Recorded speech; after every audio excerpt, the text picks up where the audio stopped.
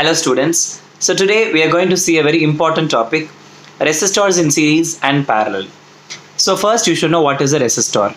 A resistor is some metallic piece which offers some resistance, which means it is some piece of material through which when we pass some current, it will offer some resistance or it will oppose the flow of the charges through it. So this is the symbol for a resistor. The zigzag lines are the symbol for a resistor. We have got three resistors R1, R2 and R3. And here also we have got three resistors R1, R2 and R3. Here we are connecting the resistors end to end.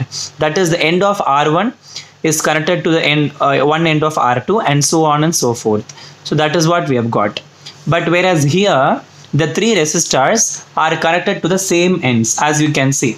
The ends of R1, the ends of R2 and the ends of R3 are the same. So these two are the ends of all the three resistors. I hope you can understand. Whereas here it is not the case. We have different ends. So this is a continuous connection.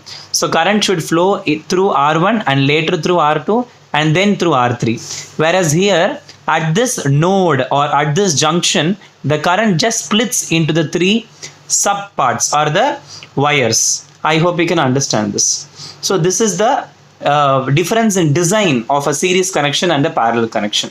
So here we are using a battery. We are making a circuit by using a battery and a key.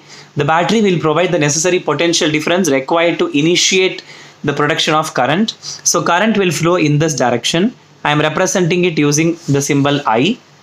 And to measure the current, we are using an ammeter.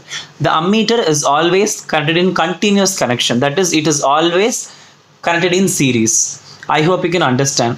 So the positive of the ammeter is connected to the positive of the battery and the negative is connected to the negative in a cyclic manner. I hope you can understand. And the key or switch is closed, which means the current is flowing continuously.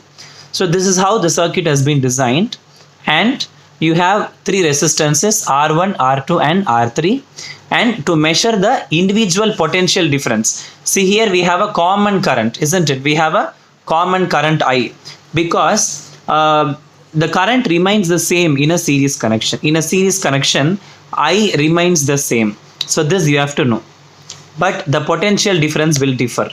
V will differ. When I say V, it means potential difference.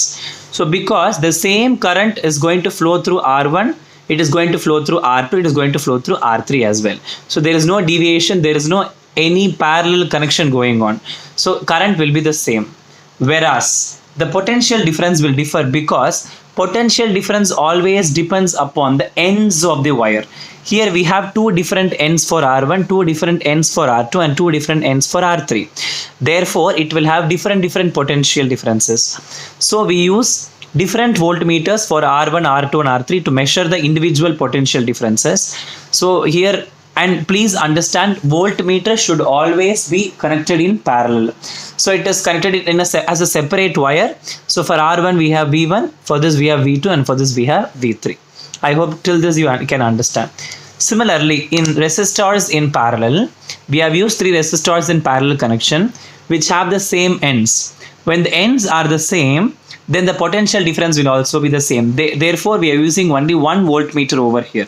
I hope you can understand. So we are using only one voltmeter instead of three voltmeters like the one that we have used in case 1, because the ends are the same. The ends of resistor 1, 2 and 3 are the same. So we have a common potential difference, which gives rise to the point that the potential difference remains the same in case of parallel connection and the current will differ in case of a parallel connection.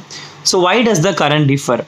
So the current that is originating from the battery will go here, that is I, but at the node or at the junction, it is being divided into three wires. Therefore, the current will also split into I1, I2 and I3. I hope you can understand now.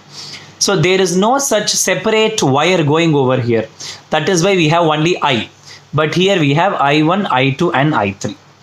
Okay. So here current is the same because it is continuous connection, and potential difference is different because the ends are different. Here potential difference is the same because the ends are the same, and current is different because the wire is being split into three sub wires. I hope you can understand the basics of this.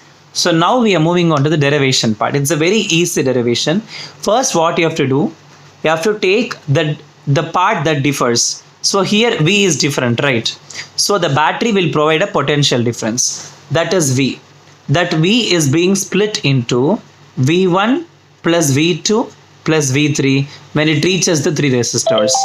So we are providing V. Okay, we are providing we are providing V, and it is actually being split into